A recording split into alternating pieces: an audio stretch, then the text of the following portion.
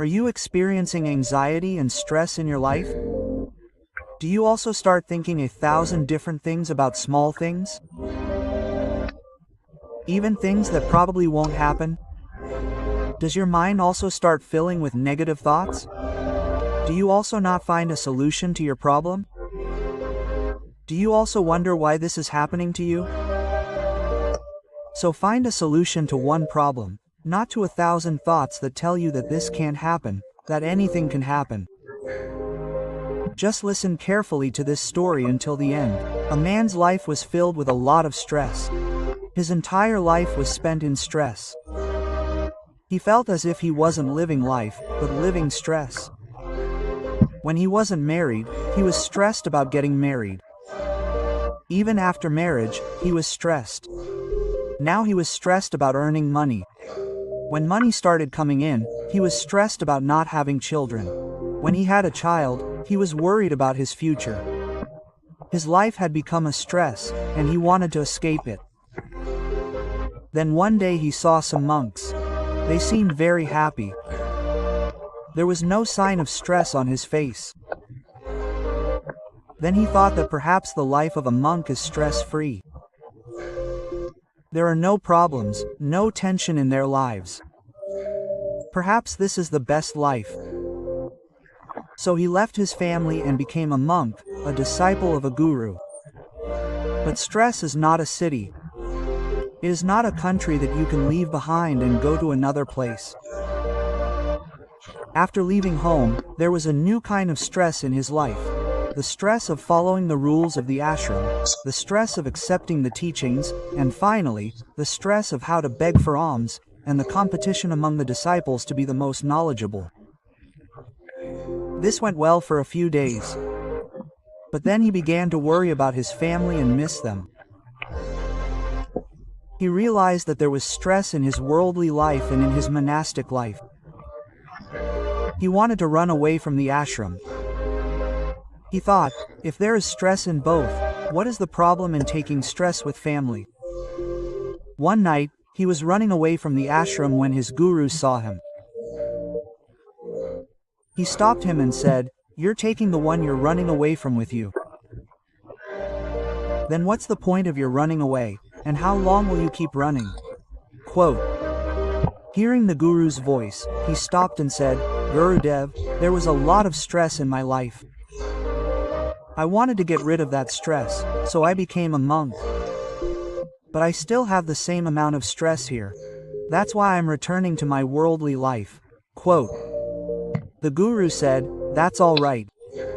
You can go, but at least leave the stress here. What's the point of coming here if you carry that stress back into your worldly life?" Quote. The disciple asked, "How can that be? Is it possible? Can stress be removed from my life?" Quote. The guru said, "Yes, why not? But you'll have to work for it. Go and find one person who doesn't have stress in their life. Then I'll free your life from worry and tension." Quote. The disciple was overjoyed to hear the guru's words and set out in search of someone who doesn't have stress and anxiety. He traveled to many villages. He went to many cities, met many people, knocked on many doors, hoping to find someone who would say they had no stress or worry in their lives. But the moment he mentioned stress and anxiety, everyone would become very serious. They would exaggerate their problems, telling him as if they were the ones with the greatest worries and stress. Morning turned to evening, but he couldn't find a single person who didn't have any worries or stress. Then a wise man told him, "There's only one person on earth who doesn't have any worries or stress, a drunkard. Find any drunkard and ask him. He doesn't worry about anyone, and there's no stress in his life." Quote. The disciple found a serious alcoholic who was always drunk and told him, "I heard you had no worries or stress in your life. Is your life stress-free?" Quote. The drunkard faltered, "What is worry? I don't know what bird is stress." Quote. Hearing this, the disciple was overjoyed. He felt he had found the person he was looking for. Then the drunkard said, "I'm just worried about this. I'm worried about how I'll be able to afford my morning drink. Do you have any money? I've taken all the money from my wife. Do you have anything?" Quote, hearing this, the disciple's joy vanished. It had gotten dark. He sat outside a temple. He was very depressed and hopeless. He wondered if anyone in this world is stress-free. Just then, a small child came up to him and said, "Guruji, I'm hungry. Can I get something to eat?" Quote.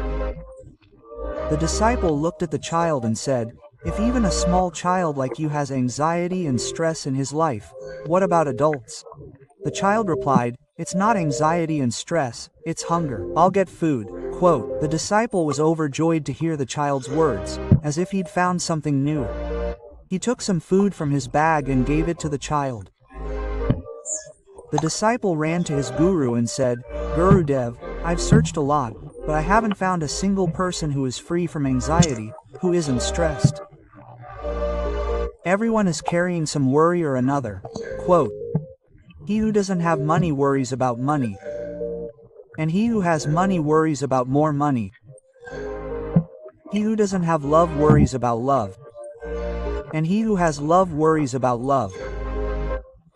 Someone who has work worries about work, and someone who doesn't have work worries about not having work. Someone who is sick worries about when they'll get well, and someone who is healthy worries about getting sick.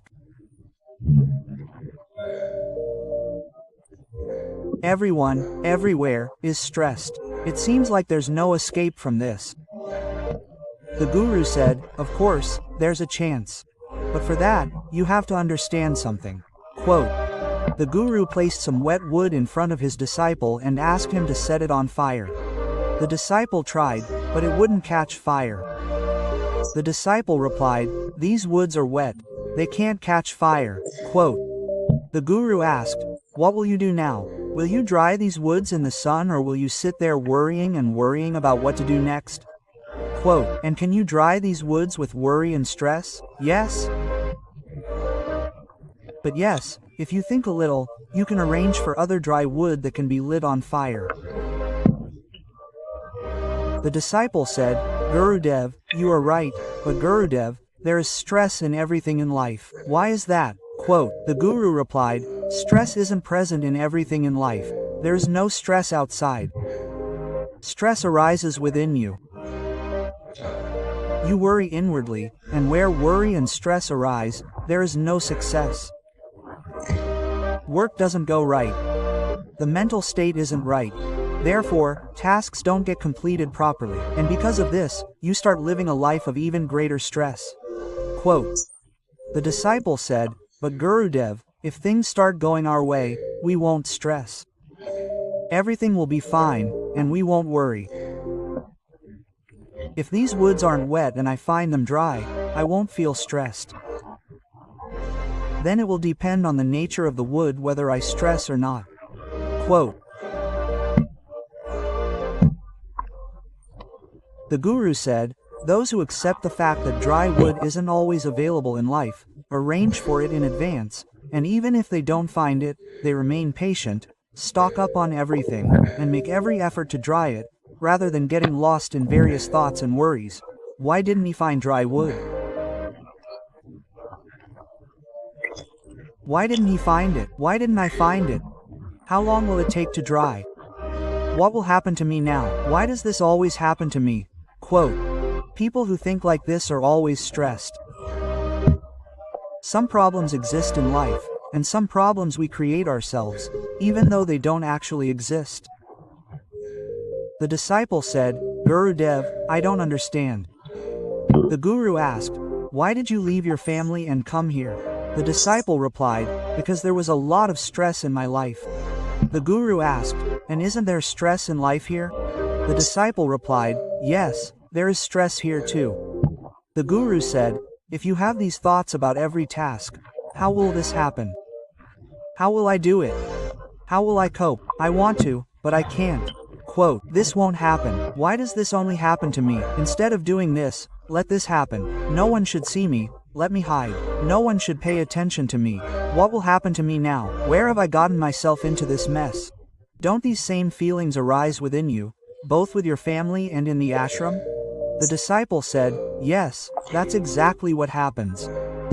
When I was with my family and when I'm here. Quote. The guru said, then the problem isn't external, it's internal. You've built up unnecessary tension within yourself.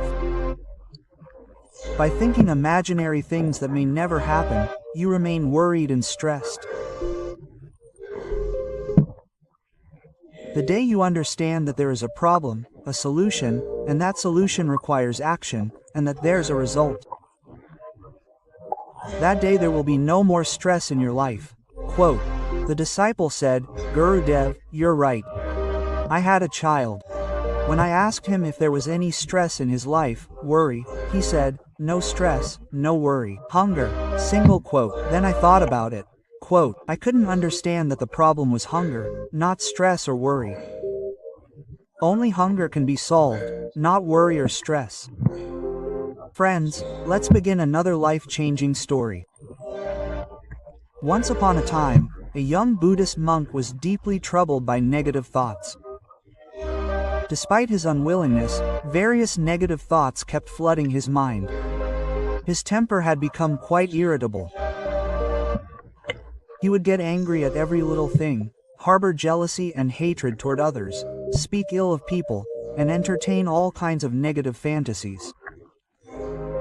He was deeply troubled by these bad habits. He tried many methods, tried very hard, to eliminate these negative thoughts from within him, but none of them worked. Finally, one day, distraught, he went to his guru, a very wise and enlightened man. The monk asked, Gurudev, how can I eliminate these negative thoughts from my mind? The guru replied, negative thoughts are like clouds that obscure the clear sky. If you want to see a clear sky, first, these clouds must be removed. Similarly, if you want to eliminate negative thoughts from your mind, you must first identify and destroy the root causes of these negative thoughts. The young monk did not fully understand what his guru was saying, so he requested the guru to explain it in more detail. Then the guru began to tell his disciple a story. Once, a man was passing through the forest. He saw a snake on the path. The man became frightened and ran away. As he ran, his foot hit a stone and he fell down. He had injured himself badly. When he got up and looked back, he saw that there was no snake, but a piece of wood shaped like a snake lying on the path. Seeing this, the man realized that it was not the snake that was harming him, but rather the fear and negative thoughts within him that had injured him. Concluding the story, the guru told the young monk that the negative thoughts in his mind, like the snake in the story, are not the root cause of your troubles, but the root cause of your problems. You harbor fearful emotions and past experiences that manifest as negative thoughts and anger. Therefore, if you want to eliminate negative thoughts from your mind, you must identify and destroy their root cause. Now, how can we apply this story to our lives? Here are some practical tips. First, practice mindfulness. Be aware of your thoughts and feelings. Observe what is going on inside you and how you react to events around you. Also, try to identify the cause of every negative thought that arises.